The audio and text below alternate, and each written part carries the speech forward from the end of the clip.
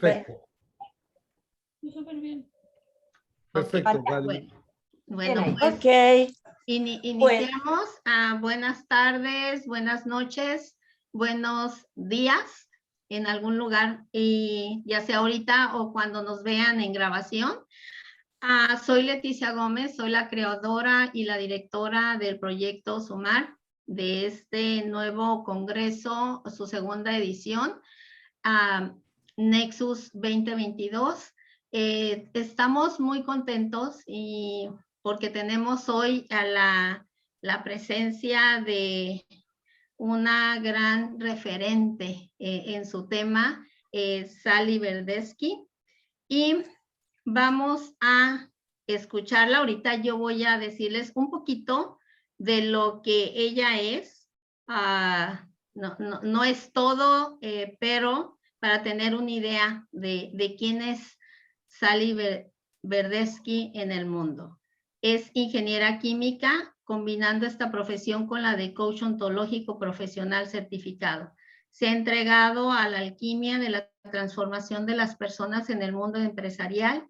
Su pasión es la de crear líderes poderosos en empresas humanas que desarrollan equipos autónomos, innovadores, productivos y colaborativos en contexto de complejidad e incertidumbre. Es autora bestseller internacional y fundadora de la empresa New Leadership.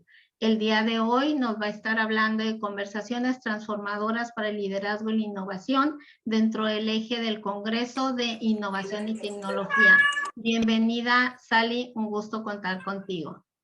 Un gusto enorme también para mí. Les agradezco enormemente a Nexus y al Congreso Sumar el haberme invitado a conversar sobre un tema que a mí me apasiona y que poco a poco está aprendiendo en el mundo, y me siento con la misión de comunicarlo. Entonces, el hecho de haber recibido esta invitación me produjo una enorme alegría y un profundo orgullo. Espero hacerle honor a esta invitación hoy día. Muchas gracias, Leticia, muchas gracias, María Rita, muchas gracias a todo el equipo y muchas gracias a los invitados que están participando. Empezamos cuando ustedes me digan. Cuando quieras, bienvenida. Muchas gracias. Bueno, como ya hemos dicho, vamos a conversar sobre conversaciones que yo he llamado transformadoras, específicamente para el tema del liderazgo y la innovación, y vamos a unir esos tres temas hoy día de una manera que yo voy a mostrar aquí. Si ustedes ven, hay un monito transparente. Todo lo que hacemos en realidad, si nos ponemos a pensar, todos nosotros, cada uno de nosotros, en nuestro ámbito de trabajo, sobre todo en nuestro ámbito de trabajo, y yo me voy a no centrar, no focalizar, voy a hablar de otros temas también, pero fundamentalmente voy a hablar de ese tipo de conversaciones transformadoras para el liderazgo y la innovación en la empresa. Creo que ahí es donde más se da el tema que nos convoca, que es la tecnología y la innovación. Este diagramita lo que muestra es que lo que hacemos es, y piensen ustedes, ¿cuánto dedican ustedes a conversar en su trabajo? Cada vez más, empecemos por ahí, cada vez más nuestro trabajo consiste en conversar, y además de eso, yo, por lo menos si es que pensamos que pensar es también conversar con uno mismo, lo que uno puede llamar conversación privada, si pensamos en eso, entonces casi todo el tiempo conversamos. Solo no conversamos cuando visualizamos, cuando estamos usando, en el momento preciso que estamos usando los órganos de los sentidos. El resto del tiempo estamos conversando con nosotros mismos o con otros. Eso es lo que hacemos en la vida, y en el trabajo, conversar. Entonces, el monito transparente, que son, bueno, sonríen porque los hice sonrientes yo mismo mis conversaciones, parte de esas conversaciones son conversaciones que transforman. Y de eso es lo que yo quiero conversar hoy día, de en qué es una conversación transformadora, qué es la innovación, qué es el liderazgo y cómo se relacionan el liderazgo, la innovación y la conversación transformadora. Entonces, esto es lo que estamos simbolizando con este monito. Antes de empezar a hablar del tema que les he planteado, que es la relación de conversación transformadora y ver qué es, de innovación y ver qué es, de liderazgo y ver qué es, necesitamos recordar que de lo que vamos a hablar fundamentalmente es de personas con ellas mismas y con otros. Y para eso me quiero referir a algo que me parece que es absolutamente fundamental para entender cómo se desenvuelve, cómo se desarrolla la persona y su interacción en cualquier medio. Para eso, yo quisiera que nos preguntemos si tiene sentido el que hago y cuando hago, soy. Si lo que yo hago hace que otros o que yo misma me transforme de alguna manera, mire de una manera diferente, sea capaz de vencer a lo mejor algún obstáculo interno que yo tenía, de repente darme cuenta que no me estoy saboteando en algo, de repente darme cuenta que llevo años diciendo que no puedo y realmente esto pude. De repente ese no poder se diluyó. ¿Cómo? A partir de que hice cosas. Lo que sea que hice, muchas veces, básicamente, conversaciones que me permitieron mirar el mundo desde otro ángulo o hacer cosas que antes no podía hacer, y en definitiva una parte de mí se convierte en otro pedazo de ser. Esto es lo que estamos mostrando acá. Según soy, hago. Y también, según hago, soy.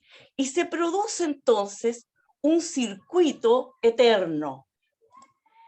Yo actúo según quién soy, ¿no? Uno incluso a veces dice, mira, la personalidad de tal persona es tal, o tiene un ego así, o es asá. Puedo hasta suponer qué acciones va a hacer en determinadas circunstancias. Actúo según quién soy. Y también soy según cómo actúo. Porque si cambio mi manera de actuar, ya dejo de ser, en aquellos espacios donde cambié mi manera de actuar, ya dejo de ser quien soy. Porque el que yo era, ya no haría lo que ahora hago. O dejo de hacer algo y por lo tanto aquello que me permitía ser a partir de lo que hacía que ya no hago, ya no me permite ser. Entonces, ese círculo, mi ser y mis acciones no están separadas, denotan cosas distintas, el ser y el hacer. Y eso es lo lindo que tiene este simplísimo diagrama y que es que nos permite conocer el ser, conocer el hacer y relacionar el ser y el hacer en forma permanente. Existe una relación continua entre mi ser y mis acciones. ¿Y qué son mis acciones? Mis acciones son mi comportamiento. Ahora, yo puedo elegir eliminar comportamientos. Por ejemplo, si me trata una adicción, dejo de hacer lo que hacía en tanto adicta. Y si dejo de hacer lo que hacía en tanto adicta, ya no soy adicta. ¿Se fijan? Entonces, esa plasticidad que tenemos los seres humanos de de no ser fijos, de no ser inmutables, es lo que nos permite evolucionar, yo pienso, hasta algo que se parece al infinito. Un indicador sustantivo de armonía ahora entre lo que haces y lo que eres es la coherencia de tu presencia física con el desarrollo emocional tuyo, tus emociones, tus estados de ánimo, tus sentimientos, incluso tus sensaciones, bueno, las sensaciones son corporales, y tu lenguaje verbal.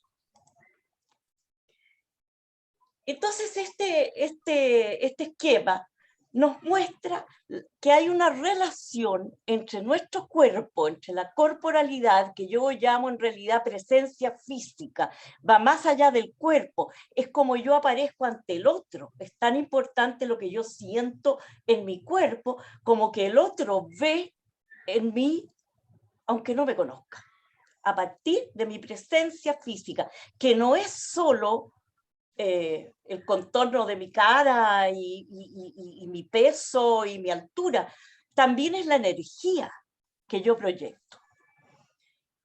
Entonces, se genera una danza entre el cuerpo, la emocionalidad y el lenguaje, en que confluyen en una zonita ahí, que está al centro de ella, hay un puntito azul. Espero que la vean bien.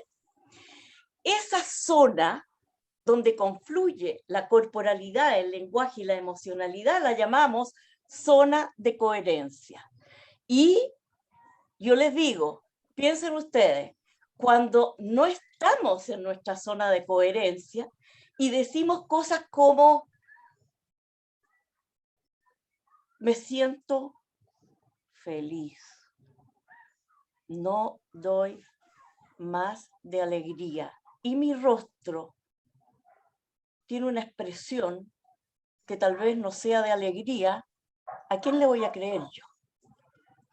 Lo más probable es que le voy a creer a mi rostro, a lo que me está mostrando el cuerpo de la persona, y no a las palabras. Entonces, en esta danza, yo los invito a partir con el cuerpo, incorporar la emocionalidad y al último el lenguaje, y ocuparse de que lo que yo muestro con mi cuerpo, con la emocionalidad se muestra también en el cuerpo, con mis emociones y con lo que digo sea coherente.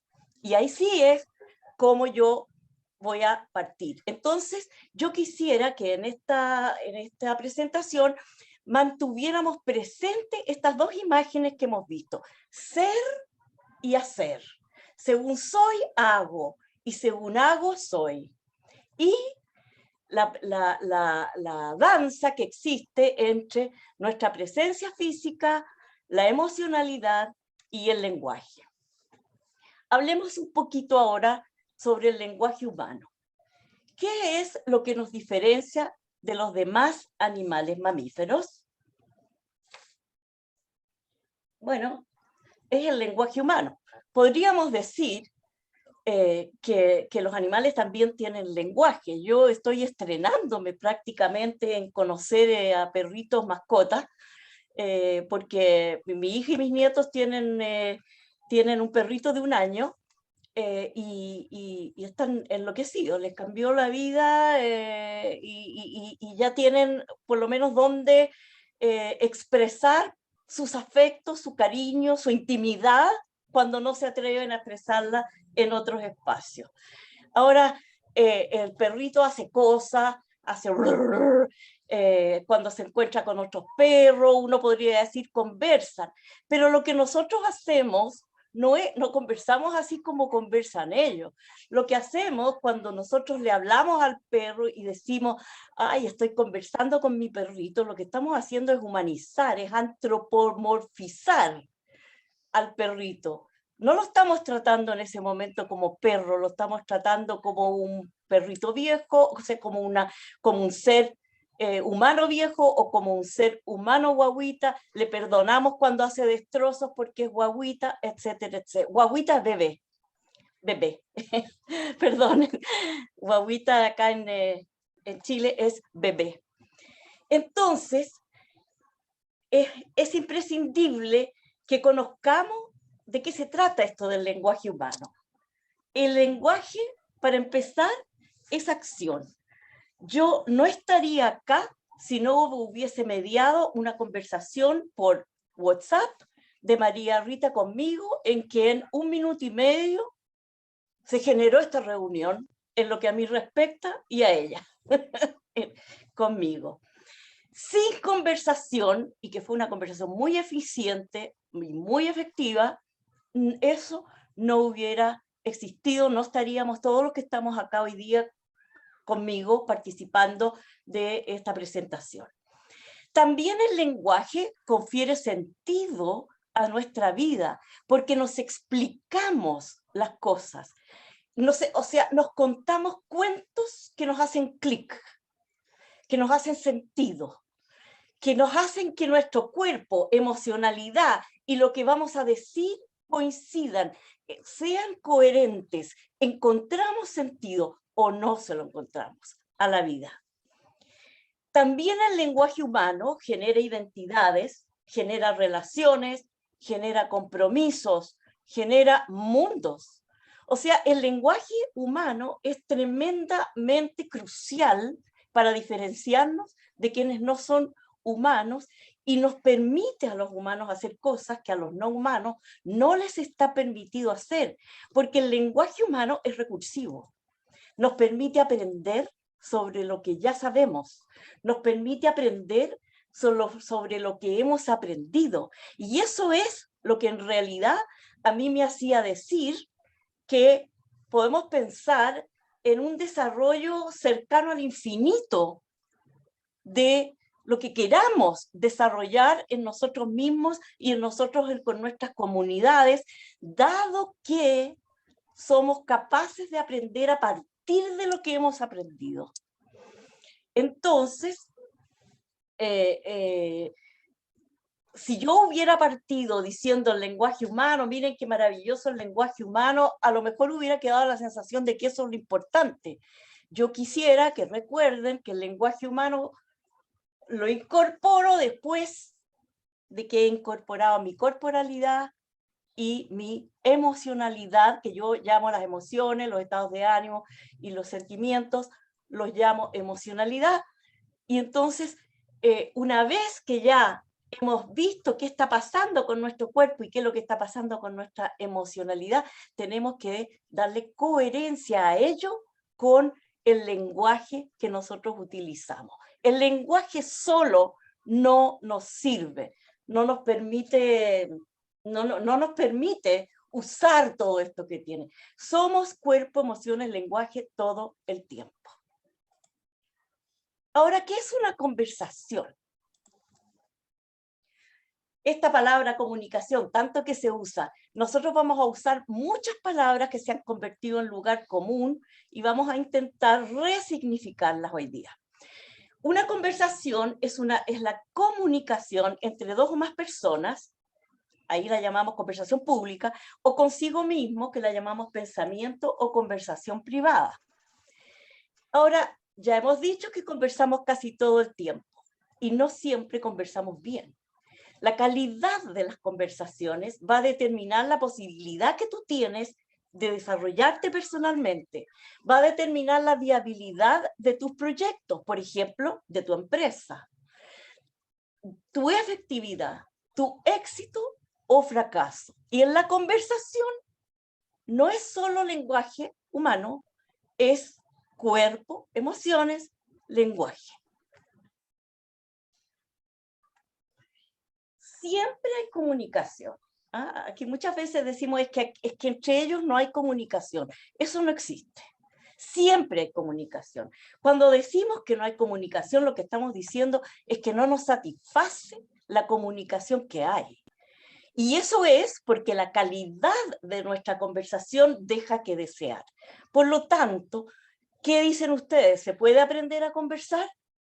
Si no se pudiera aprender a conversar y fuésemos seres totalmente inmutables, bueno, naceríamos como somos, estaría predeterminado lo que seremos y después nos morimos. Y la vida no es así. Los seres humanos no es así. Pasamos por distintas derivas en nuestras vidas. Siempre hay comunicación. Siempre. Ahora, ¿se han fijado ustedes? Y yo misma me pillo haciéndolo. Oye, Ricardo, ¿hablemos? Tenemos que hablar. Y lo que yo le estoy diciendo a Ricardo no es que hablemos. Le estoy diciendo que conversemos. O sea, que nos comuniquemos. No va a haber solo hablar. Si yo le digo hablemos, bueno, a ver, yo hablo, tú te callas. Tú hablas, yo me callo. ¿Y qué pasa entre medio? Veamos qué es lo que es. Y también, ya dijimos, participan respiración, sensaciones, posturas, gestos y emociones y estados de ánimo en nuestras conversaciones. Déjenme hacer una parte pequeñito sobre la empresa. Desde el punto de vista de lo que estamos conversando, podemos pensar a la empresa como una red, la empresa o la organización, como una red dinámica de conversaciones. ¿Qué quiere decir dinámica? Que se van produciendo variaciones, que se van produciendo cambios, que tenemos que estar activos, vivos, con energía, para poder participar de conversaciones con calidad en nuestro entorno. Y eso es lo que podemos decir que es una organización, una red dinámica de conversaciones que a su vez conversa no solo entre ellos mismos, sino también con el entorno. La empresa se crea, establece límites, se estructura y se organiza en base a conversaciones. Declaramos, decimos, vamos a hacer esto, vamos a hacer lo otro. Necesitamos a este tipo de profesionales, necesitamos a esta fuerza de trabajo, necesitamos mirar tal localización, etcétera, etcétera. Son conversaciones que se establecen entre diversas personas, dentro y fuera de la empresa. Ahora, la empresa, si bien es cierto, a la hora de estar creada la empresa, nadie dice yo creo una empresa para ganar plata. O si lo dicen, hay más de alguien que se va a sorprender. Porque obviamente el modus operandi de las empresas es generar ingresos y generar utilidades, de manera tal de que esas utilidades se puedan invertir o se puedan consumir o se pueda hacer lo que uno quiera con eso. Pero eso, no hay ninguna diferencia entre una empresa y cualquier otra, de cualquier rubro, en términos de que en la empresa hay que crear plata. Sí hay diferencia cuando hay que crear valor. Entonces, lo que diferencia a las empresas no es la cantidad de plata que generan. Lo que diferencia a las empresas es el valor que generan para aquellos a los que quieren generarle valor, que hasta hace poco los accionistas tenían una importancia determinante, la siguen teniendo, pero no son las únicas personas para las cuales la empresa crea valor. Veamos entonces qué pasó en mi conversación con María Rita cuando ella me invitó. Al leer, yo escuché una invitación. Escuché una petición, podríamos decir, una petición, porque en una petición alguien hace la petición y al quien le hace la petición tiene que hacer algo. Por ejemplo, si me invitan a una cena, la persona que me hizo a mí la invitación espera que si yo digo sí, yo vaya a la cena, genero una responsabilidad. Y entonces, en la escritura, quien habló fue María Rita. Ella habló primero, tomó contacto conmigo, habló y me dijo, te quiero invitar a esto. te quiero invitar a esto es, te pido que vengas el día 17 y que hables sobre un tema que al principio hablamos una cosa, después hablamos otra, y ahí uno va en la conversación, se va enriqueciendo aquello que es posible hacer entre nosotros. Y así pasó. Se enriqueció el primer contacto en la conversación con María Rita. ¿Yo qué hice al leer o mientras ella hablaba o cuando me llegó lo que ella hablaba? Yo escuché. Escuché, primero oí con mis sentidos, pero después escuché y no tuve que elaborar mucho para decir, esto me parece muy interesante. Me gusta esta invitación, me gusta poder conversar sobre estos temas, que son los temas que yo he transformado como en mi misión en la vida, en esta última etapa de vida útil. Me gusta tener la oportunidad, así le comentaba yo hace un ratito recién a Leticia, me gusta tener la oportunidad de poder mostrar lo que estoy pensando, lo que estoy estudiando, lo que estoy leyendo y sobre todo lo que estoy relacionando y lo que estoy conversando con otros. Me interesa eso. Me parece que si seguimos adelante en aquello que estoy, el mundo va a ser mejor. Entonces a mí me apasiona hablar de estas cosas. Me apasiona, me fascina. Entonces que me inviten a hacer una presentación de algo que me apasiona, me parece muy interesante. Y con un color un poquito más apagadito, puse callar, porque callar también es una acción lingüística que puede ser deliberada y que puede ser muy útil o que puede ser saboteadora o que pueden pasar cosas con ella, y no nos vamos a detener porque no tienen demasiado que ver el callar con lo que vamos a seguir viendo, pero el escuchar y el hablar sí. El orden entonces en el que yo puse estos tres no es fortuito. Nosotros, ¿para qué hablamos? A ver si es que me lo ponen en el chat. ¿Para qué hablamos? Y Ricardo nos dice si es que hay respuesta.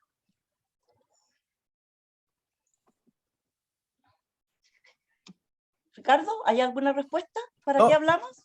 No hay respuesta. Aida Quinteros dice para ser escuchados. Hablamos para ser escuchados. O sea, para que nos escuchen. Claro, Aida. Claro que sí. Francisco dice para expresar ideas. Julisa para comunicarnos. Cassandra Silva para transmitir un mensaje. Olga Saldarriaga para expresar nuestras ideas. Luis Lazo para comunicar. Leticia Gómez para relacionarnos. O sea, se van repitiendo, relacionarnos, comunicarnos, expresarnos, escuchar. Escuchar es como quien dice la base, porque para que tenga sentido que yo exprese mi idea, alguien tiene que escuchar esa idea, porque si no me escucha la idea o no la lee, que yo lo estoy asimilando a escuchar, si no es escuchada mi idea, entonces es lo mismo que si no lo hubiese expresado. Entonces, finalmente, la razón por la que yo le hablo a alguien es para que me escuche, para que escuche la idea, para que escuche el reclamo, para que escuche mi emoción, para que escuche lo que yo quiero que me escuchen. Y no vamos a entrar en detalle aquí, pero no es una relación sencilla la del hablar y el escuchar, así como nos quieren hacer hasta el día de hoy, hacer creer a partir de un modelo eléctrico que se creó en el año 1948 para comunicación entre aparatos, pero la comunicación entre aparatos tiene muy poco que ver con la comunicación humana. Yo escucho desde quién soy yo, desde el ser que yo soy. Escucho la acción que el otro está haciendo de hablar conmigo, ¿ok?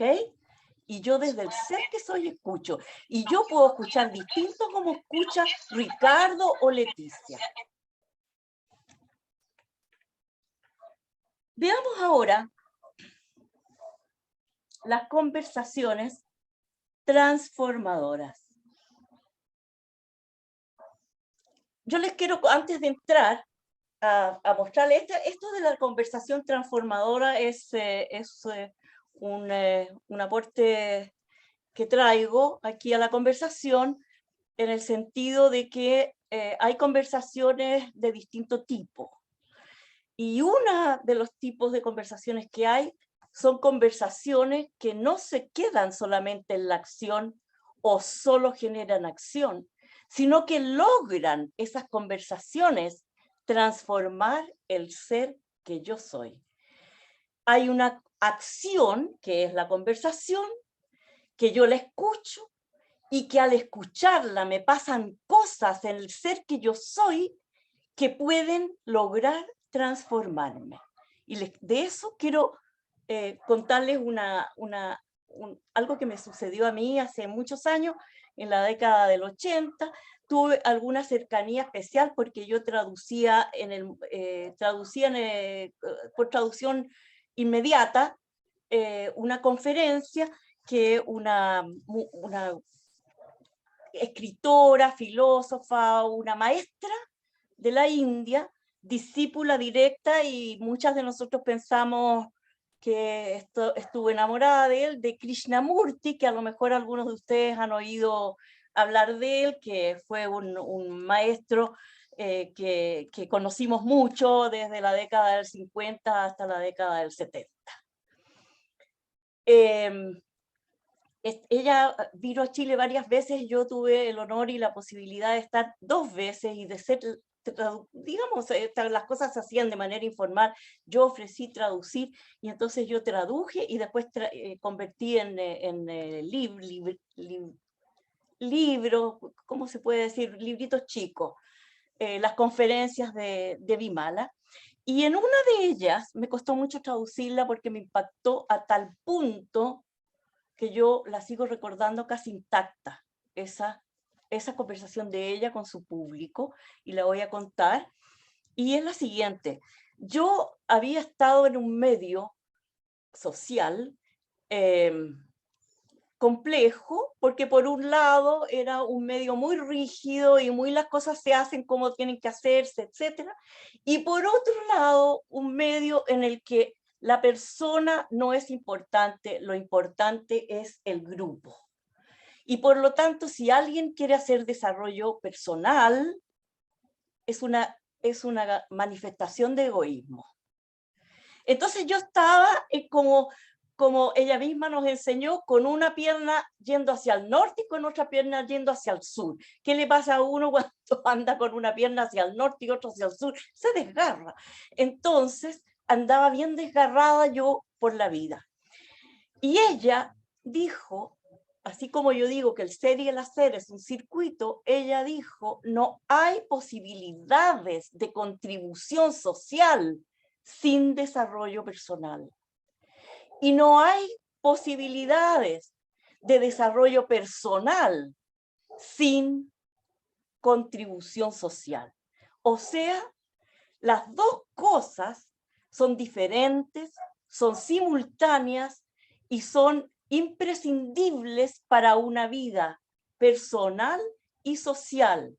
No, la vida personal importa más cuando estoy en el desarrollo, cuando estoy pensándome a mí misma.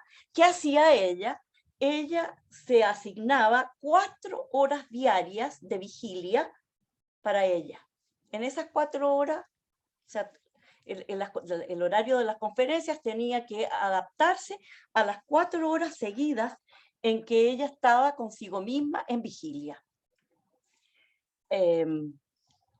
Esa era la costumbre de Vimala. Cada uno tiene que ver cómo se las arregla. Pero eso me hizo acordar algo muy pedestre y muy simple. Cuando uno anda en un avión con un niño, siempre las aeromosas le dicen a uno: oiga, primero, si es que tenemos algún problema, primero, si es que se bajan las mascarillas, póngasela usted. El adulto tiene que ponerse primero la mascarilla y después se la pone al niño, porque si no tiene puesta la mascarilla, es imposible que pueda ayudar al niño. Es lo mismo que le escuché decir yo a Vimala, pero yo estaba muy tensionada porque era muy muy coercitivo esto de que o se tiene desarrollo personal o se tiene, o uno se dedica al desarrollo social y se diluye, digamos, en la sociedad y no se preocupa de uno mismo. Eso aprendí que no es así y se me armaron, se me reconfiguró, llamémoslo así, mi topografía, la topografía de mi identidad. Me convertí en una persona por lo menos más feliz a partir de escuchar lo que les acabo de contar que escuché. Y les recuerdo hoy día, después de cuánto, 40 y algo años, como si fuera hoy día esa conversación. Entonces, con esta introducción, veamos las conversaciones transformadoras. Acordémonos, una conversación es transformadora si tiene la capacidad, si puede, si lo hace, cambia un aspecto de tu ser o de algunos de tus interlocutores o de todos los participantes de la conversación. Y esto se hace posible a través del escuchar, porque el que dice algo que transforma a alguien es el que habló, pero yo me transformé a partir de escuchar. O sea, el escuchar tiene varias capacidades y una de ellas increíble es que saber escuchar bien, a pesar de que el escuchar nos ocurre, de todas maneras podemos establecer algunos procedimientos para escuchar mejor y en la escucha, la capacidad que yo tenga de una buena escucha me da más o menos posibilidades de generar transformación en mí. Bueno, para eso hay que escuchar sin juicio, sin tener conversaciones privadas, poniendo atención, y eso te abre a la comprensión del otro y al mismo tiempo, cuando ya le adquiriste confianza al otro y ya estás comprendiendo, te hace sentido lo que estás escuchando, te puede sorprender al punto que puede provocar una transformación de tu ser. Generalmente, esa transformación, cuando ya la juzgo como una transformación, es fruto de una elección. ¿Cómo elijo? A partir de reflexionar sobre lo que escuché. Escuché y tuve un impacto emocional. Si tuve un impacto emocional al escuchar, mi recomendación es, si en ese momento no es posible elaborarlo, guardarlo, recordar que aquí hay algo que puede ser impresionantemente importante para mí, porque si produjo un impacto emocional, muy posiblemente ha tenido la capacidad de transformarme en algún ámbito de mi ser. De ahí, elegir a través de la reflexión. Ahora, si no estamos dispuestos a soltar las creencias que nos agobian toda la vida y que por lo demás pueden ser inconscientes, pero al saber nosotros que seguramente tenemos creencias que son inconscientes, eso nos exige la responsabilidad de solicitar ayuda para poder entender, primero si uno quiere entender, pero para poder liberarnos de aquello que nos hace mal, que son creencias, que son inconscientes y que están arraigadas. Si tienen alguna pregunta o alguna consulta, veámosla entonces acerca de las conversaciones transformadoras. Aquí tengo algo que hacer, sí. Acá yo les quiero pedir que se lo lleven para la casa justamente como tarea y les doy un tip antes de darle.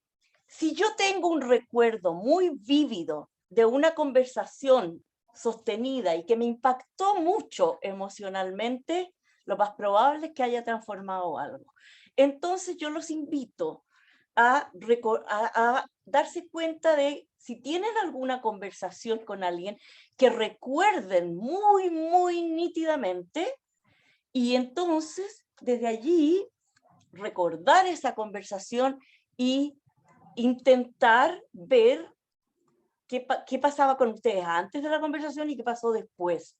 Y ahí van a descubrir una transformación que tuvieron a partir de esa conversación que a lo mejor se fue desarrollando en el tiempo y que ustedes no se habían dado ni cuenta que se había producido una transformación en ustedes a partir de una conversación. Eso es tarea para la casa, porque no alcanzamos a hacer un ejercicio ahora, esto dura un poco. Ahora entonces, hemos visto la conversación, hemos visto algunas cosas básicas para poder empezar a hablar de las conversaciones y de la conversación transformadora. Ahora vamos a meternos en el terreno de la innovación. Antes de partir, quisiera pedirles que en el chat definan con tres atributos, no más, o sea, no escriban nada largo, sino que ¿qué es para ustedes la innovación? Lo más sucinto, corto posible. ¿Qué es para mí la innovación? Los esperamos en el chat.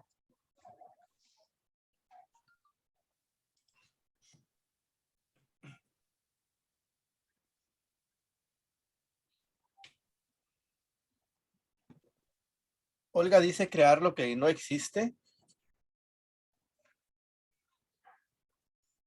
Francisco dice novedad, cambio, creación. Novedad, cambio, creación y crear lo que no existe, ¿ya? Aida Quintero tiene que ver con hacer algo nuevo. Hacer algo nuevo. Leticia Gómez de lo que tengo crear algo nuevo. Tengo que crear, de lo que tengo, crear algo nuevo. Ajá, sí, Luis Lazo, hacer y lograr algo más diferentes caminos. María Marta, atreverse a volar. Julisa, aplicar nuevas ideas sobre algo existente y que sea utilidad en el entorno. María Rita dice creatividad, oportunidad y cambio.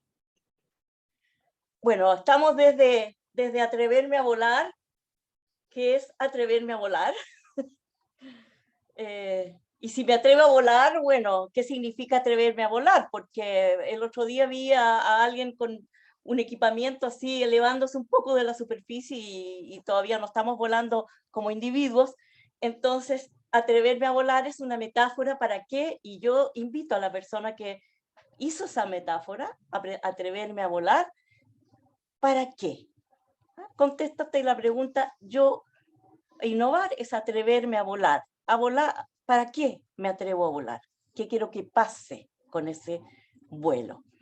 Yo ahora, habían otros que eran ya mucho más aterrizados, y yo les quiero proponer uno que me pareció interesante. No es mío. Ahora, ¿qué me pasa? Ahí. Fíjense. Me encontré con esta definición. Hay muchas definiciones y algunas de las definiciones que ustedes vieron son definiciones que se usan. Crear para que sirva para crear algo nuevo que sirva para el entorno, por ejemplo. Eso se usa. Esto me encantó porque nos saca de la empresa. No es solo para la empresa. Innovación es tres cosas. Algo. Es diferente. Es algo, es diferente y crea valor. ¿Qué les parece? Innovación es algo diferente que crea valor. Ahora, no es muy operacional, pero es muy sugestiva esta definición. Entonces, a partir de ella, casi todas las respuestas que ustedes dieron caben. Nos falta al atreverme a volar el qué valor creas, ¿no? Porque atreverme a volar podría ser diferente, pero tienes que explicarlo porque yo lo entiendo como metáfora, a no ser que realmente sea volar, de verdad. Pero si no, es una metáfora. Y entonces, el crear valor, ¿qué valor crea la persona que hizo el atreverme a volar? El resto me parece que está ahí. Es algo que no existía, es diferente a lo que hay y que crea valor. Entonces aquí hay que hacerle zoom, distintos zoom, aquí hay que hacerle muchísimo zoom. La gracia que tiene esta necesidad, pero al mismo tiempo posibilidad de hacerle un montón de zoom a esta definición de innovación, es que podemos pensar en la innovación en cualquier ámbito, no solo en la empresa. Se suele relacionar innovación con mercado, perfecto, porque quien rige el valor en la empresa es el mercado, pero en la educación podemos encontrar otros estándares, podemos encontrar que lo que crea valor, una innovación, que es algo diferente a lo que ya hay y que crea valor en la educación, puede tener que ver con el acceso a la educación, con la calidad de la educación. Yo había pensado en otra más que se me escapa ahora, de la educación, pero si yo creo valor, si yo hago algo diferente que crea valor en una Villa Miseria en Argentina, en una, no sé cómo se llaman en México, acá se llaman campamentos,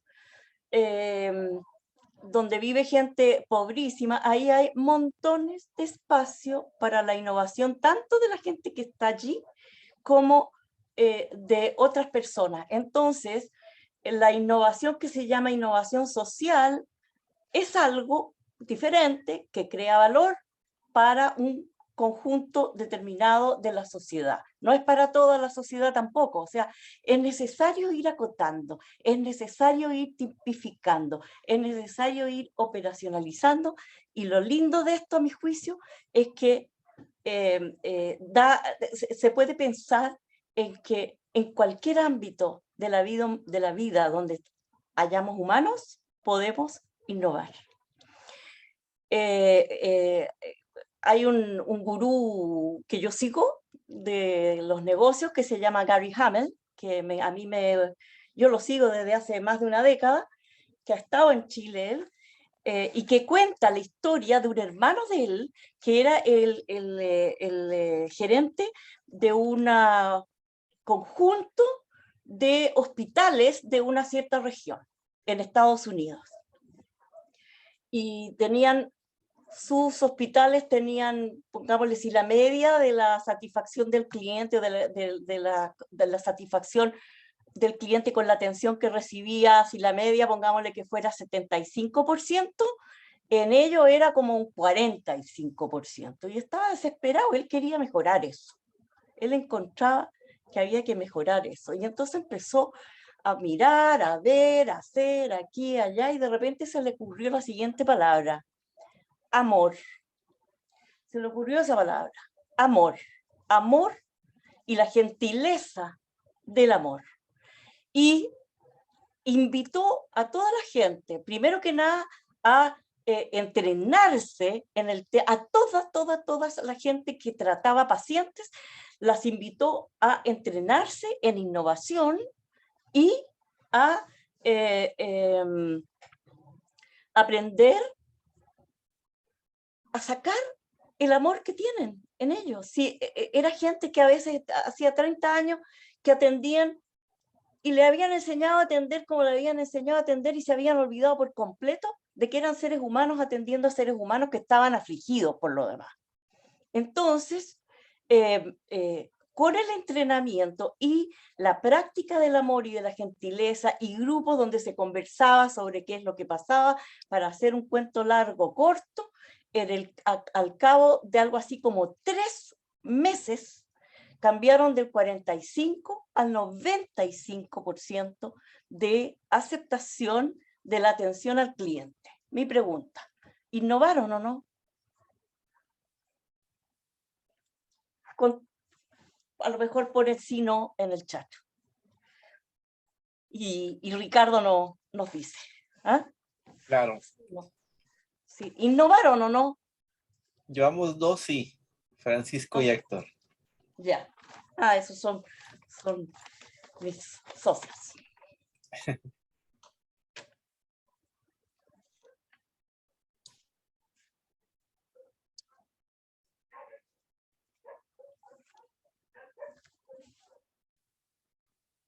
Bien.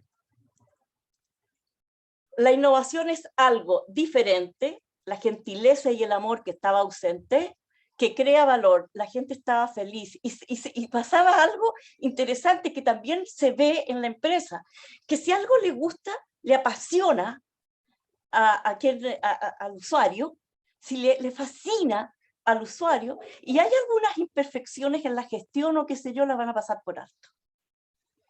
No se van a ocupar mucho de ellas, no les va a importar mucho, porque van a estar tan agradecidos y tan felices con lo nuevo que les está pasando que ni van a notar que podrían haber imperfecciones. Entonces, sí puede haber innovación en cualquier ámbito. Veamos algunos aspectos que es necesario considerar para esto que estamos viendo de la conversación transformadora para el liderazgo y la innovación. La imaginación y la creatividad son muy necesarias para innovar, pero no son lo único. No basta, ahora vamos a volver a la empresa, no basta la imaginación y la creatividad para que haya innovación. Las organizaciones requieren mucho más que la creatividad de algunos. Primero que nada, requiere reconocer, y ahí volvemos al ser y al hacer, requiere reconocer que creatividad e imaginación pueden tener exactamente todos los empleados de una empresa. Todos.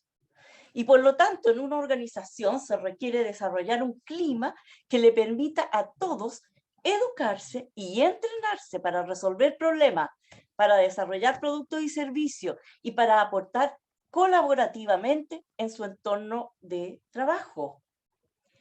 Pero sin recursos y sin tiempo es como ridículo pedirle a alguien que innove si tiene que innovar en su tiempo libre, porque la innovación es un proceso lento y a veces costoso, más o menos costoso y difícil. Entonces, si van a innovar, la organización tiene que crear condiciones que son bien distintas a las condiciones tradicionales, burocráticas, para poder generar una innovación a lo largo de toda una organización. Y si se crean pequeñitos huecos, grupitos de innovación, no pasa nada con ellos, no pasa nada, porque ya ellos inventan algo que tiene valor y después cómo lo insertan adentro de la empresa. Yo viví eso no en una empresa, sino que en el Ministerio de Educación de Chile, en que durante más de 20 años se desarrolló un programa famosísimo en todas las instancias internacionales de educación y de mejoramiento humano, etcétera. Pero resulta que los resultados obtenidos de los nuevos métodos que se hacían eran siempre los mismos, el mismo tipo de resultados. No generó innovación. No generó innovación. ¿Por qué? Porque fue un grupito. El ministerio en general no tenía ni idea ni le interesaba. Y este grupito, que estaba haciendo algo que se decía que era innovativo, no lo fue. Fue bueno como aporte teórico, pero no fue bueno como aporte en resultados. Bueno, fíjense, recursos, tiempo para experimentar, para prototipar ideas, construir nuevas métricas. Se necesita hacer una especie de revolución administrativa en las organizaciones para poder generar innovación en serio en las organizaciones. Así que cuidado, es una palabra que está demasiado de moda. Todos los empresarios les van a decir que están interesados en la innovación y ya vamos a ver lo que les tenemos que preguntar a algunos para ver si es cierto o no es cierto que se están ocupando en sus empresas de la innovación.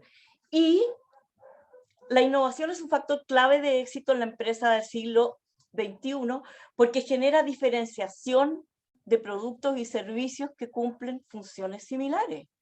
Si no se innova, bueno, vamos a tener como una masificación de una producción homogénea y se van a convertir como en cobre, en cereales, todos los productos, porque se van a copiar unos con otros, etc. Y en un tiempo que ya vamos a ver inmediatamente, como los que estamos viviendo, no nos podemos dar el lujo, porque además montones de personas se van a quedar sin trabajo. Entonces la innovación es un factor clave, entendiendo la innovación como una actividad esencialmente humana. La innovación es una actividad eminentemente humana y por mucho que la inteligencia artificial, que la Internet de las cosas, que los desarrollos tecnológicos que estén por venir nos quiten puestos de trabajo, son los seres humanos los que van a producir algo diferente que crea valor. No son las máquinas los que van a producir algo diferente que crea valor, son los seres humanos. Eso impone en las empresas el cambiar completamente la noción de la jerarquía en términos de muchos pensamientos como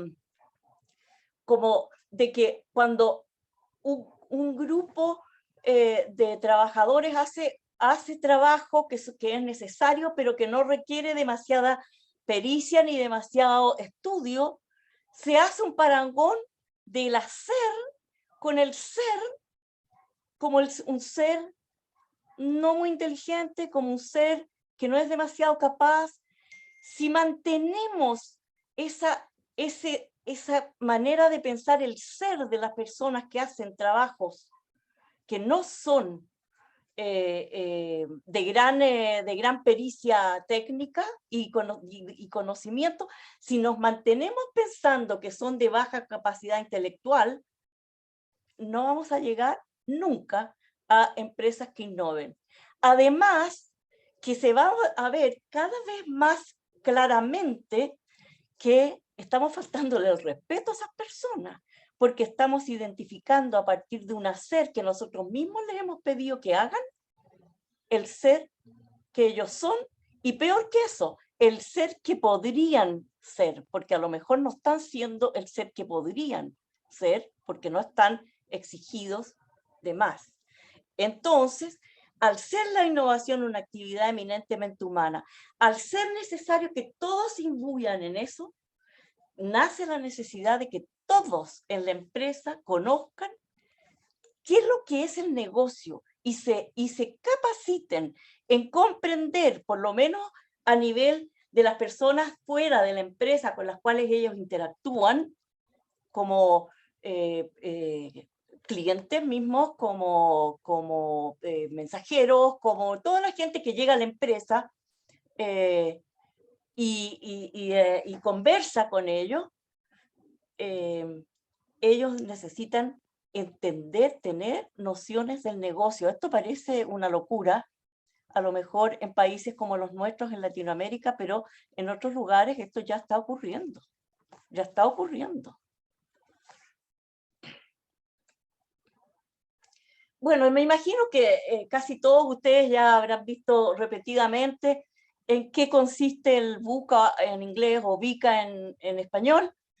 Estamos el siglo XXI ya entero. Esto no es solo una cosa de la pandemia. La pandemia es prácticamente afortunada, digamos, para esto, en el sentido de que aceleró el que nos demos cuenta que estamos viviendo una situación inestable, turbulenta, tremendamente acelerada. Y tenemos la ilusión de que antes era estable. Incierto, impredecible, tomar decisiones es tremendamente desafiante. Es complejo, se generan un montón de interrelaciones que tienen que ser coordinadas simultáneamente y algunas de ellas son contradictorias. Entonces manejar la complejidad no es algo simple. Cuando algo es complicado, a veces la gente dice es complejo. Yo digo no, es necesario que comprendamos lo que es complejo.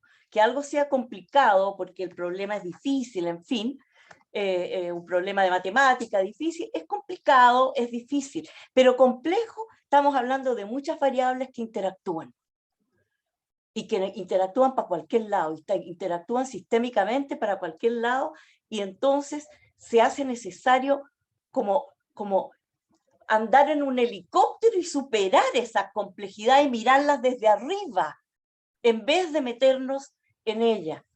Por lo tanto, se nos está exigiendo, la verdad, el VICA, cambiar, ojalá lo antes posible, nuestra manera de hacer gestión. Y finalmente, también súper poco claro, todo, a partir de lo volátil, de lo incierto, de lo complejo, todo poco claro, ambiguo. No sabemos si va a ser así, si va a ser asá. No sabemos, nosotros ahora en Chile, no sabemos si hoy día, por ejemplo, se supone que el 2 de marzo, que ya está aquí, empiezan las clases escolares y todavía no sabemos si los niños van a ir o no van a ir a la escuela de manera presencial. Ambiguo, poco claro. Bueno, ¿cuál es la importancia de la innovación en un mundo VUCA? Es el único seguro que existe contra la irrelevancia. Hablábamos de los commodities, ¿no es cierto? La irrelevancia de que lo que yo he hecho toda mi vida y me ha ido bien y no quiero hacer nada diferente, no va a tener mercado. No lo voy a vender nunca más, ya no va a existir. Y bueno, en materia informática tenemos innumerables ejemplos de las cintas perforadas que fueron reemplazadas por tarjetas perforadas, que fueron reemplazadas por terminales tontos, llamémoslos así, y finalmente por computadores portátiles y hasta que llegamos a los smartphones. Es la única forma de superar el desempeño de una industria madura. Está una industria muy madura, ya no puedo ser competitiva si no hago algo diferente que cree valor. Única protección para impedir que los productos y servicios se conviertan en lo mismo que los granos y que los minerales. Y es la única manera de asegurar la fidelidad de los clientes en el largo plazo. Este gurú que yo les decía, Gary Hamel, es el que me enseñó esto. Oye, del dicho al hecho hay harto trecho.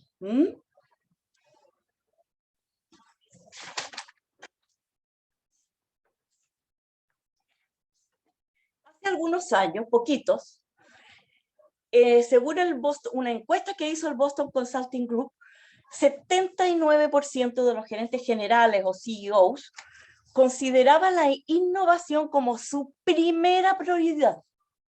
79% de los gerentes.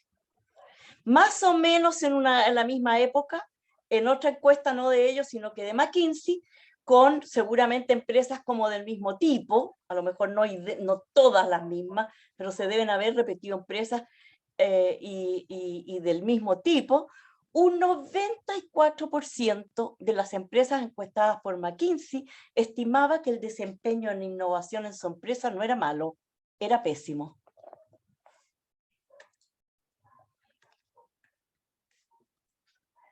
Entonces, ¿cómo hay una contradicción aquí, no es cierto?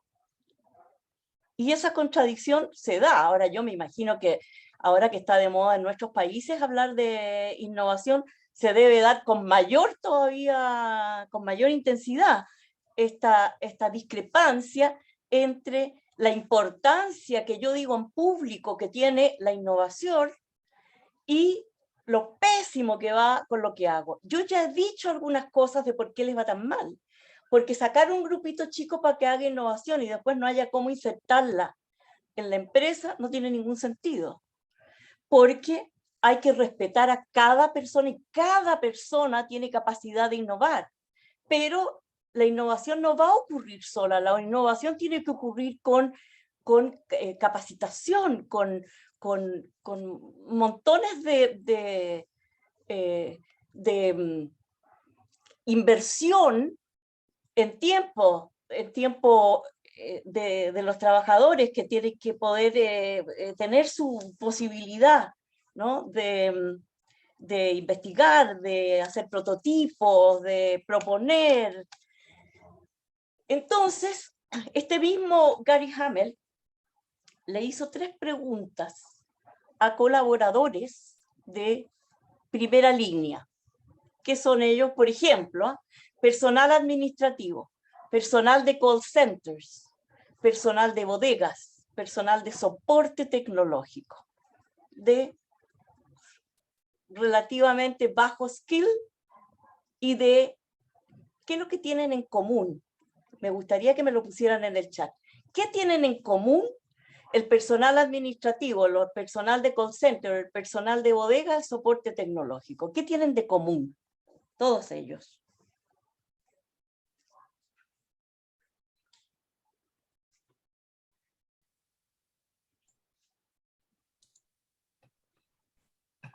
¿Alguien Aida, escribió algo? A ver. Aida escribió, son operativos. Olga escribió, interactúan con los usuarios, clientes de la organización. ¿Eso es? Y son el vínculo entre los clientes y la empresa.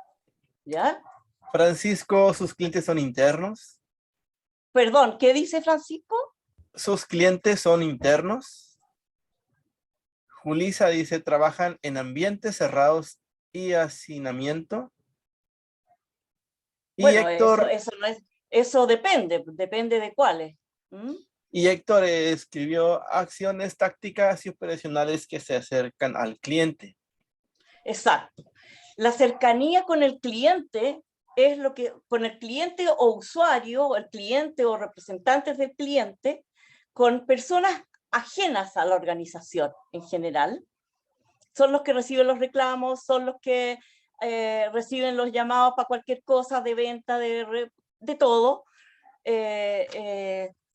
Esa gente que está en contacto con los clientes son las personas a las cuales se les hizo las siguientes preguntas. La primera, ¿has sido entrenado para innovar pensando en el negocio?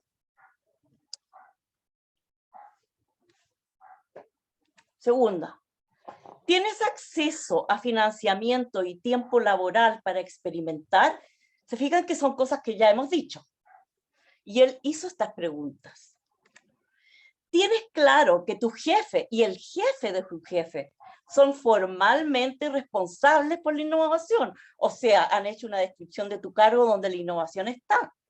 O además han inventado métricas para poder medir cuánto se está innovando versus lo que se está invirtiendo en innovación, etcétera, etcétera, etcétera. ¿Cuáles creen ustedes que han sido las respuestas a estas preguntas? En general, pongámosle para ser generosa, el 80% de estas personas respondieron que sí o que no a las 3 preguntas. A ver si lo escriben y Ricardo me... Ah, Ricardo, ¿estás, Ricardo? Yo voy a estar por Ricardo. Olga dice que no. Francisco dice que no también. Luis Lazo dice que no. Todos dicen que no. ¿Ah? ¿Se fijan? Entonces, ¿por qué les parece que es importante ahora que yo venga con estos temas? Porque son temas que ya están pasando a ser commodities como tema. O sea, todo el mundo habla de la innovación, todo el mundo habla del liderazgo, pero no hacen lo que es necesario hacer, por lo menos ahora estamos viendo la innovación, para que las cosas funcionen. ¿Ok? Veamos ahora el tema del... Antes de esto, a mí me gustaría consultarles si les parece o no les parece, en vista de qué es lo que hemos visto de innovación, si se requiere o no se requiere liderazgo para que la empresa sea innovadora. De nuevo, no sé quién es la persona que me está ayudando. ¿Cómo te llamas? Cassandra Silva. Cassandra. Yulisa, Cassandra, ¿te puedes fijar, Cassandra, por favor, en las respuestas? Sí, Yulisa Angélica contesta, es probable que no son demasiados ruidosos los procesos. Olga dice, es un componente. Héctor Soto, fundamental, coherencia.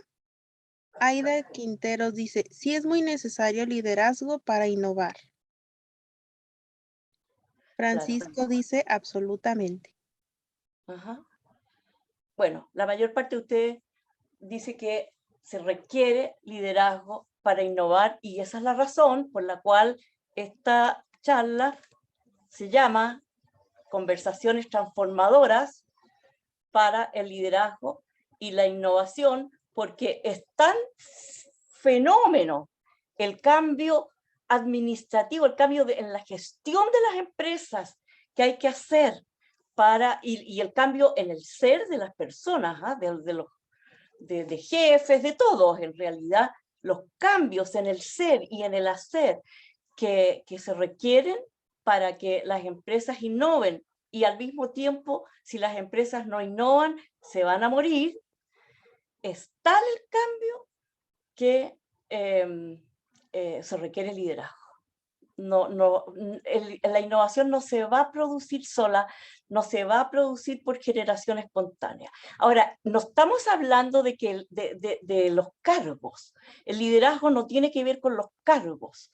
Y el liderazgo tiene que ver con otras aptitudes y entrenamientos de las personas. Veamos algo entonces sobre el liderazgo.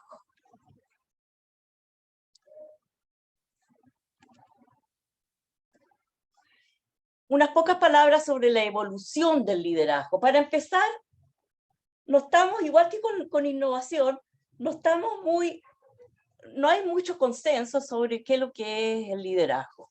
Pero el término del liderazgo comenzó a usarse tardecito, recién en 1821, y denotaba solamente posición. O sea, un líder era alguien de una posición alta en alguna organización. Después de 200 años, algunas personas y culturas empresariales siguen identificando el cargo con el liderazgo. Y eso es una fuente de tremendos problemas, porque se busca el cargo, la persona busca el cargo porque es el cargo el que tiene la bonificación, el sueldo, el poder, o el poder instituido, digamos, el poder como estatus, y no el líder. Porque el líder puede haber alguien en cualquier lugar de la empresa. Ahora, la concepción empresarial del liderazgo ha variado según la evolución de los paradigmas de gestión. En 1895, Frederick Taylor hablaba de un paradigma científico basado en la eficiencia y la productividad. Ahí hay un grupo de ingenieros que piensa y un grupo de trabajadores que ojalá no tuvieran que ir al baño para que hagan sus movimientos sin parar durante un cierto número de horas. Entonces partimos desde allí, pero con el tiempo han habido algunos cambios en los paradigmas, hasta el servicio, confianza, habilitación, en el paradigma digital, de información, y hoy día ya se está hablando del paradigma de creatividad porque se le relaciona con innovación. Y acordémonos que no basta la creatividad, pero como nombre del paradigma. Y hoy día, si hablamos del paradigma de la creatividad, bueno, hemos hablado un poco de los principios que tendría un paradigma de la creatividad a partir de la innovación, y son principios muy diferentes al de la eficiencia y la productividad. Posiblemente el cambio que hizo Frederick Taylor sea, que comenzó a regir a comienzos del siglo XX, en realidad, pero posiblemente sea una de las innovaciones más revolucionarias que hayan existido. Hoy día, lamentablemente,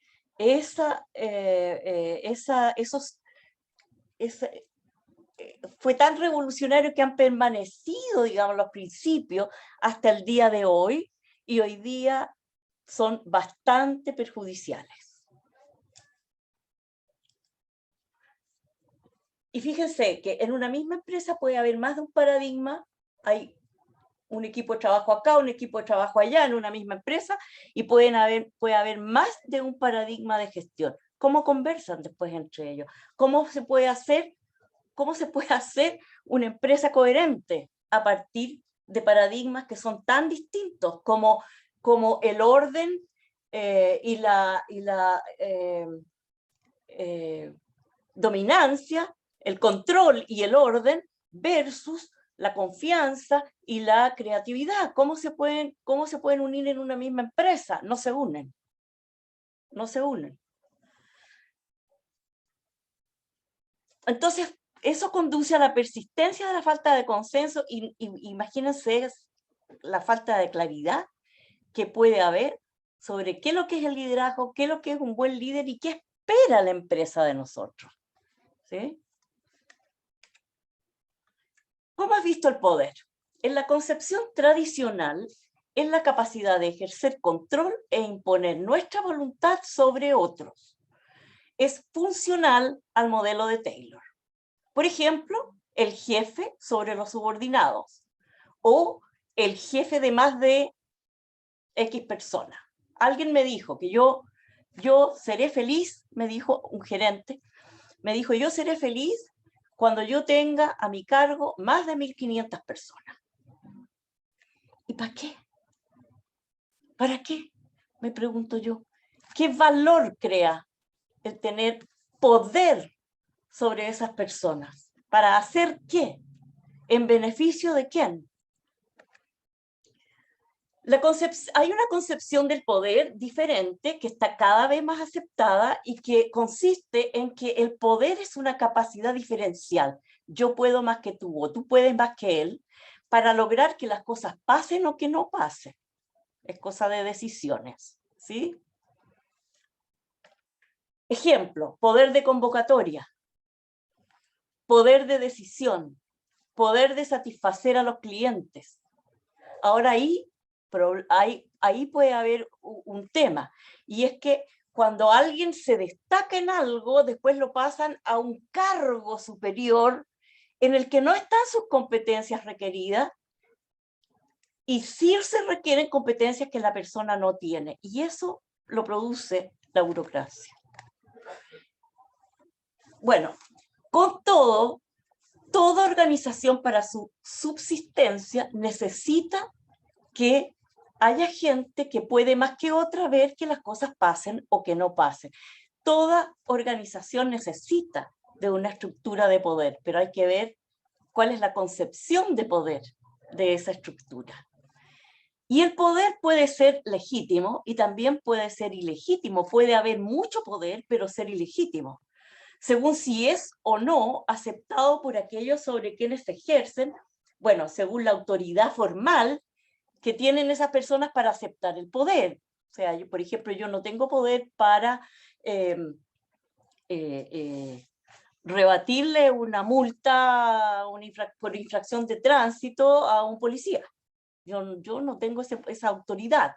Por lo tanto, a mí no me cabe aceptar o no aceptar ese poder. Veamos la confusión ahora entre gerencia y liderazgo. Fíjense, ¿cómo se llama? Y ahí ustedes me lo anotan, por favor. Y Cassandra, ¿tú me puedes mirar? ¿Está Cassandra? Sí, Cassandra, ¿me puedes mirar tú lo que se contesta? Al pensar en las personas como recursos, o sea, ¿cómo se llaman las dependencias o unidades organizacionales que se encargan de las personas que trabajan en la organización?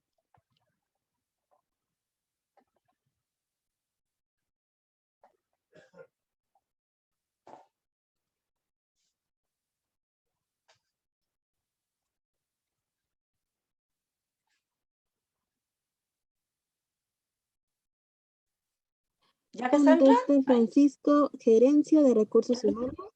Ajá. ¿Alguien escribió algo distinto? Sí, Héctor Soto dice recursos humanos y no capital humano. ¿Ya? Aida Quinteros dice ahora se les cambia el nombre por capital humano. ¿Ya? Luis Lazo dice recursos humanos. Yulisa dice dirección del talento. Y esas son todas las respuestas hasta ahorita. Dirección del talento, ya, eso está más moderna. ¿Ah? Desarrollo de las personas, comenta Héctor Soto. Claro. Olga comenta. Claro, en la desarrollo de las personas son departamentos o unidades dentro de toda la gestión, y la mayor parte se sigue llamando, como ustedes lo dicen, recursos humanos. O sea, las personas son recursos. Y si las personas son recursos, y se lleva repitiendo esto hace más de 200 años, que las personas son recursos, entonces deben ser administrados, deben ser controlados, no contamos con su inteligencia, no tienen capacidad de propuesta, tienen que hacer lo que les dicen que hagan, y muchas veces cómo les dicen que lo hagan. Y entonces no es que las personas no tengan la posibilidad o la inteligencia, sino que es el sistema el que no se los permite, no les da la oportunidad. Y justamente hoy día está pasando que entre la gente relativamente joven desertan mucho, y con la pandemia más todavía, desertan porque no han encontrado en la empresa donde están trabajando la oportunidad de brillar, de sacar todo su potencial a flote, de cumplir sus sueños profesionales. No lo encuentran, y al no encontrarlo, bueno, se buscan otra cosa que hacer. Pero resulta que casi todas las otras empresas les va a pasar lo mismo, porque no es algo de que no los dejan, no es algo de que alguien impida o que da una orden, es la estructura la que funciona de esa manera. Si piensan en lo ridículo que es que una gerencia que vela por el trabajo de las personas, que es aquello con lo que cuenta la empresa para hacer las cosas, se llame recursos.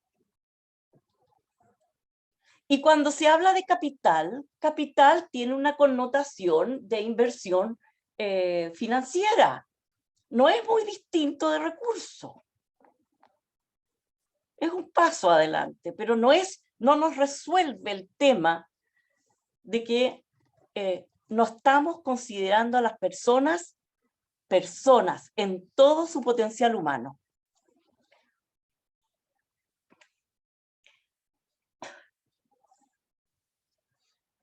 Al surgir el concepto de liderazgo y nuevos paradigmas de gestión, ahí sí que las personas comienzan a cobrar tanta o más importancia que la ejecución eficiente de los procesos. Yo digo, ahora empezamos a pensar en que los procesos deben acomodarse a las personas, a los colectivos, por supuesto, no cada individuo, a los colectivos, a los equipos de trabajo que se generan, que existen en la organización, y no las personas a los procesos. Por ejemplo, se compran unas maquinarias de alguna complejidad, por ejemplo, estas cosas de, no me acuerdo cómo se llaman, pero en los aparatos productivos existen algo de cibernética, pero muy básica, en la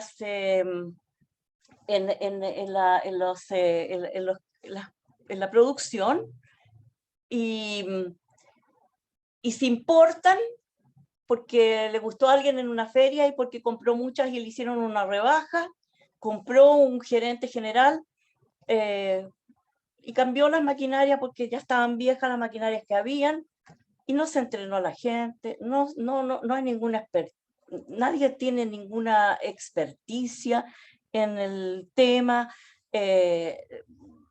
Se supone que la gente tiene que llegar y operar como operaba antes, algo que se opera de una manera distinta. Y eso lo he escuchado decenas de veces.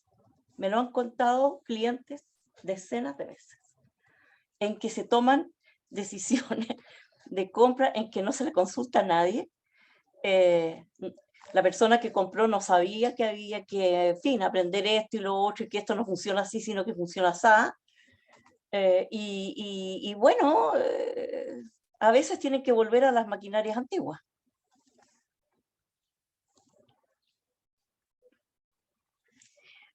La función,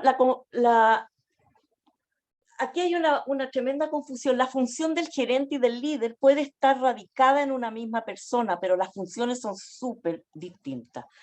El gerente se preocupa de que los procesos se hagan bien, de que la calidad de los resultados sea bien, de que los resultados financieros sean los que tienen que ser. De eso se preocupa fundamentalmente el gerente. El líder se preocupa de que las personas se acomoden a dar de sí lo máximo estando lo mejor posible ellas. El líder trata con personas. El gerente a secas trata con personas, porque las personas se hacen cargo de los procesos, pero no trata con las personas en tanto personas, sino en tanto seres que están operando procesos. Ahora, la confusión se produce cuando uno le pide a los gerentes que sean líderes sin tomar en cuenta que la funcionalidad es distinta. Es cierto que puede que sea una carga bastante grande para un gerente que no tiene tantas habilidades de relaciones personales. Es cierto que puede ser complicado para ese gerente tener las dos funciones, la función de gerencia y la función de liderazgo. Pero si aprende a liderar y aprende sobre todo a que el líder no está solo, a que él va a formar otros líderes, se le va a salir trabajo de sus manos, va a tener que controlarlo mucho menos, se van a encargar de otra manera los equipos de hacer su trabajo y se van a juzgar entre pares y se van a apoyar entre pares y se le va a liberar tiempo al gerente. Entonces el gerente en este nuevo paradigma va a tener funciones bien distintas, va a tener otras funciones va a tener menos funciones gerenciales y sí va a tener funciones de liderazgo.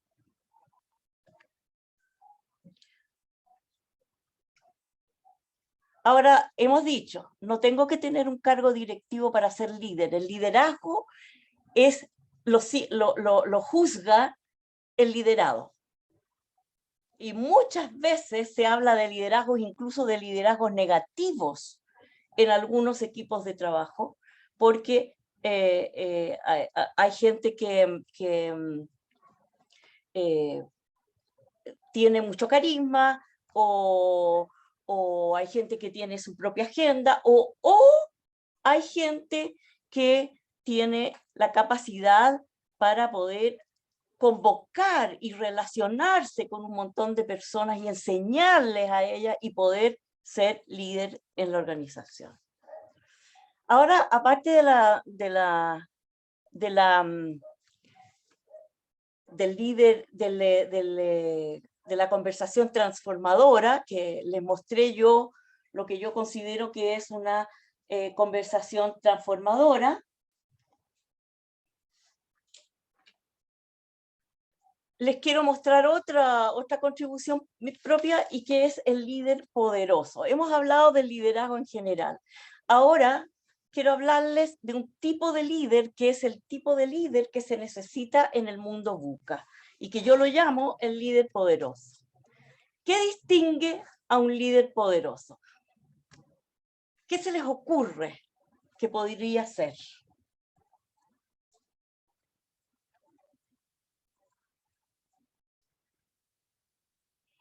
En honor al tiempo, vamos a ver, ustedes vean si coincide lo que yo digo, que es mi propuesta, con lo que ustedes han anotado. Y es valora a las personas como colaboradores contribuyentes, no como recursos. O sea, si yo soy líder y soy líder poderoso, yo sé que todas las personas con las que yo me relaciono como colaboradores de mi gestión, ellos van a ser colaboradores contribuyentes a un objetivo común, si es que todavía no lo son, o ya lo son, no como recursos. Ejerce su poder conscientemente.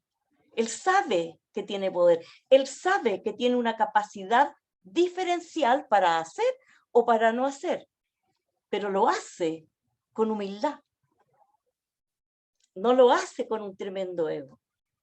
No lo hace pensando en que se tienen que hacer lo que él dice y cómo él lo dice. Todo lo contrario, él está para servir a sus colaboradores y para aprender de ellos y también para mostrar y para enseñar con paciencia. Se adapta al VICA mediante el autoliderazgo, el conocerse a sí mismo y el explorarse a sí mismo, el conocer el ser que es, que le va a permitir hacer distinto y muestra también a otros cómo adaptarse al VICA y cómo autoliderarse. Ayuda a formar nuevos líderes. Mientras más líderes hayan en una organización, líderes que contribuyen, mejor. Desarrolla competencias para un futuro que aún no existe, porque estamos hablando de lo impredecible que es el mundo VUCA, y por lo tanto yo tengo que adelantarme y tengo que generar escenarios diferentes y capacitarme en todos ellos, porque no sé en qué me va a tocar a mí y a mis colaboradores desempeñarse. Promueve la innovación en toda la empresa, no en grupitos separados. Aborda conversaciones difíciles. La mayor parte de las conversaciones que faltan en una, porque hay algunos que definen el liderazgo como aquellos que detectan y realizan las conversaciones faltantes en las organizaciones, las conversaciones que no se producen, porque acordémonos que lo más que hacemos es conversar. Entonces, cuando yo tengo la necesidad de abordar una conversación difícil, a veces le hago el quite. Veamos qué más. Observa el futuro. Tiene una cultura de servicio mucho más que de control y dominación. Le interesa desarrollar el potencial que cada ser humano que trabaja con él tiene. Oh, hice algo malo. Espéreme un segundo. ¿Necesitas algo? Ahí está.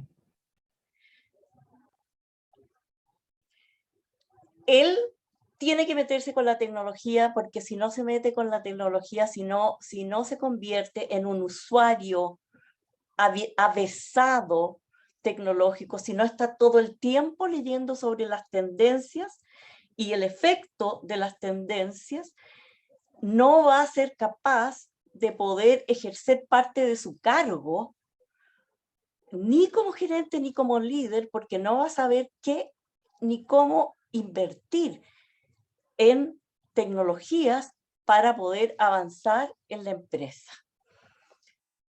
Tiene que ser un experto en gestionar su propia emocionalidad y la de otros. Tiene que ser capaz de identificar y gestionar sus emociones. Tiene que saber tener conversaciones efectivas, detecta conversaciones que faltan y las sostiene. Tiene conversaciones transformadoras, tiene conversaciones de innovación, tiene conversaciones de cuidado de las personas. Ahora en la parte de para mi juicio, parte del incremento que por lo menos en mi país ha habido de las dificultades en la salud mental de los trabajadores chilenos, tiene que ver, a mi juicio, con que la gente, los jefes y los líderes no se han dado suficiente cuenta de que es posible tratar emocionalmente y gestionar emociones a través de una pantalla. Entonces se dedican a dar órdenes nomás. Entonces se va deshaciendo el contacto humano. que es tan necesario para crear relaciones de confianza en equipos que trabajan juntos. Veamos algunos ejemplos de conversaciones difíciles. Negociar un aumento de sueldo.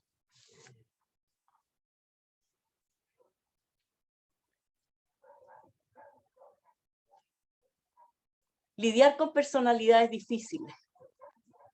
Son cosas que yo creo que conocemos todos, ¿o no? Y no nos dan ganas, o sea, nos amurramos más bien y no conversamos. Eso no hace un líder poderoso. Un líder poderoso va a tener las conversaciones que tenga que tener, con quienes tenga que tener, para poder resolver su tema. Disculparse por un error cometido. Acá en estas culturas latinoamericanas de que hay que saberlo todo, es bien difícil disculparse. Descartar una idea provista por un empleado. Esto puede ser especialmente difícil cuando se está comenzando un proceso de innovación masiva por toda la empresa y de repente hay un empleado que está absolutamente apasionado por su idea y la verdad es que no tiene cabida esa idea. Entonces hay que generar conversaciones que reducen la eficiencia de los procesos, la reducen, pero cuando estamos hablando de la innovación, porque le vamos a tener que pedir a ese empleado que converse con varias personas para que él mismo se convenza de que esa idea no era buena. Mostrarle a un empleado la necesidad de mejorar su desempeño. Mediar en resolver conflictos entre empleados. Dejar ir a un empleado, o sea, despedirlo. Informar a los inversionistas que la empresa tiene pérdidas. Conversar con clientes frustrados. Conversar con clientes frustrados, ya sea por un producto defectuoso, por servicios mal entregados. Todas estas son ejemplos que se me ocurrieron como en 10 minutos y yo quería llenar una sola lámina, pero yo los invito de nuevo en otros espacios a buscar más ejemplos de conversaciones difíciles. Y sí les digo que se encuentran, que van a encontrar varias, esas conversaciones generalmente faltan. Y esas conversaciones que faltan no solo dejan problemas sin resolver, sino que generan nuevos problemas.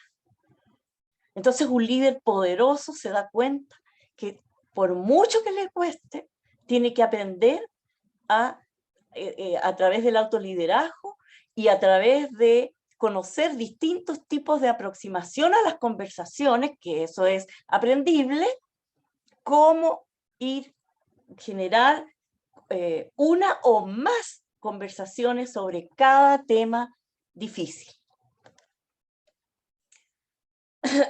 Y aquí una pauta muy simple. Primero que nada, ya lo he dicho varias veces, el líder poderoso no evade una conversación difícil y luego no la improvisa, la prepara. Determina la dificultad que se quiere resolver, fija con claridad el objetivo de la conversación y diseña algunas soluciones posibles antes de conversarla con quienes la tiene que conversar.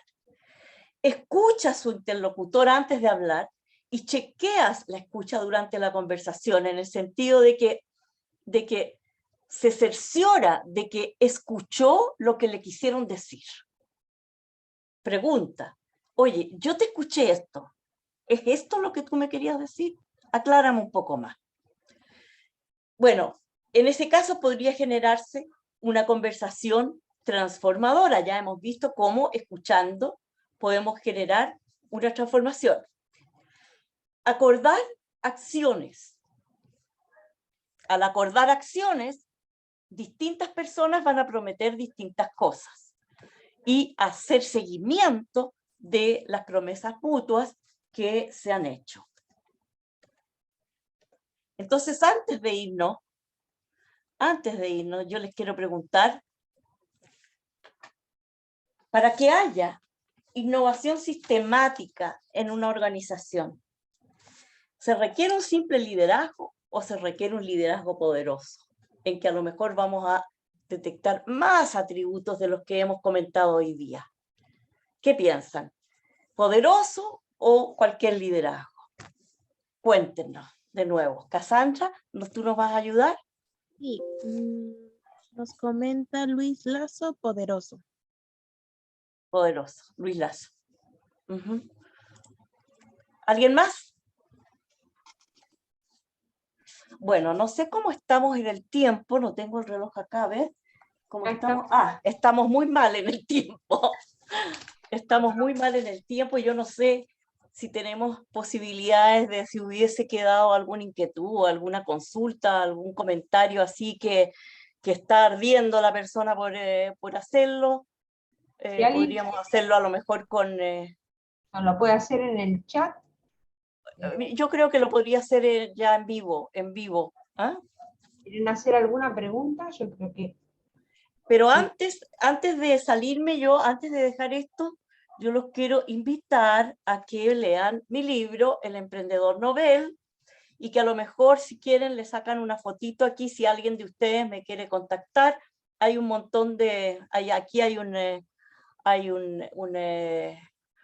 ¿cómo se llama? Hay un correo electrónico y varios sitios donde pueden ubicarme o ubicar lo que hago. ¿Ok? ¿Alguna pregunta, algún aporte, algo que quieran agregar? Yo voy a soltar esto para Eh, volver a... ¿Cómo lo suelto? El uso compartido.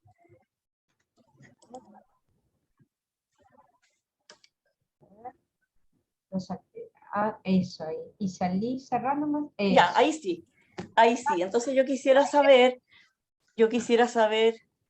si es que han quedado, si es que están mareados o si les hace sentido conversar de esta relación de liderazgo e innovación, el liderazgo, no cualquier liderazgo, el liderazgo poderoso, en primer lugar, y la innovación, entendida la innovación en toda la organización el esfuerzo que eso va a significar. Yo quisiera saber, muchas gracias Héctor, inspirados. Si es que hay alguien que tenga una duda, una inquietud, un comentario, algo que no le parezca razonable de lo que escuchó, porque esto es como mi síntesis, ¿no? Francisco. Solo decir que todo muy razonable, muy lógico, muy entendible. Se me disparó la cabeza con muchas ideas que voy a compartir directamente contigo, porque tiene muchas repercusiones.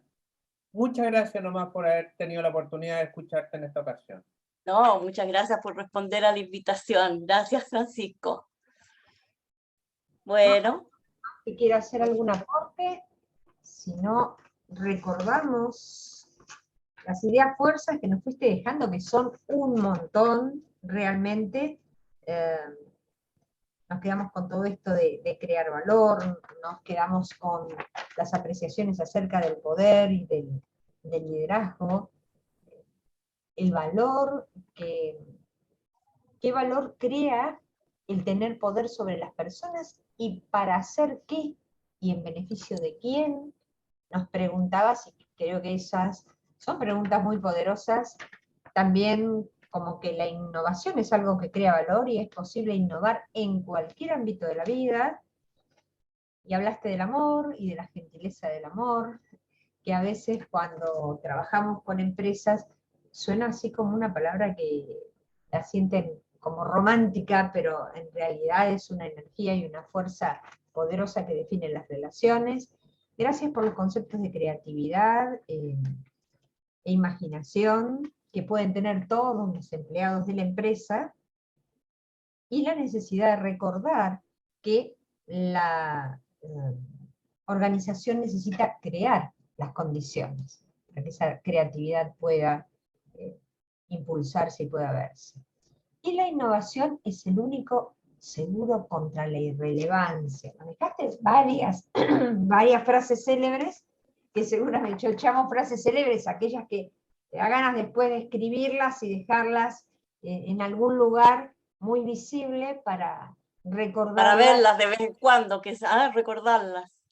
Para recordarlas. Y todo esto que nos hablaste de la empresa, desde que empezaste con el tema de la comunicación, que hace tanto sentido, ¿no? La empresa como esta red de comunicaciones y que estamos todo el tiempo conversándonos a nosotros mismos y que de la calidad de nuestras conversaciones va a depender las posibilidades que tengamos de desafiar los propios límites aún de los mandatos o de las lealtades establecidas dentro de los sistemas.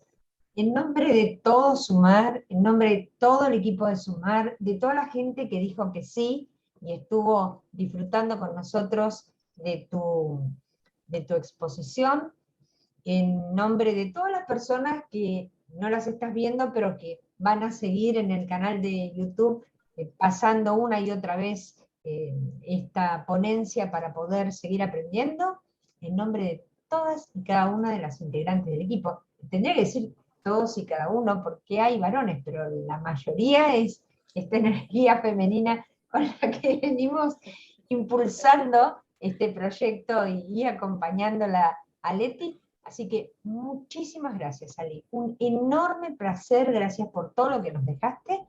Un enorme placer haber compartido todo este tiempo de creatividad, de conocimiento con vos. Muchísimas gracias. Bueno, me alegro mucho que algo quede. Y entiendo que fueron bastantes distinciones, pero yo intenté ligar todo con todo, y lo que no se puede separar, no se puede separar. Muchas gracias a mis amigos, a mis amigas de Argentina que veo y de Chile, por querer estar y por quedarse hasta el final, eso lo agradezco muchísimo. Bueno, y encontrémonos de nuevo para hablar de estos temas si es que les sigue interesando. ¿Sí? Claro que sí, te vamos a seguir convocando, así que están todos invitados en un próximo encuentro. Muchísimas gracias por estar acá. Gracias, Sally, muy especialmente, que llegue a través de la cordillera, del mar, del río, el enorme abrazo de Sumar para todos y cada uno. Muchas gracias. Muchísimas gracias. Chao, chao. Chao, chao. Nos estamos viendo. Muchas gracias. Gracias, Ani. Precioso, precioso. Muchas gracias por todo. Chao.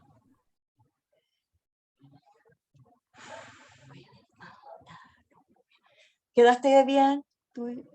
¿Está todo bien? Todo perfecto. Ahí nomás vos podés salir y ya Yo salgo. quedás liberada. Muchas gracias.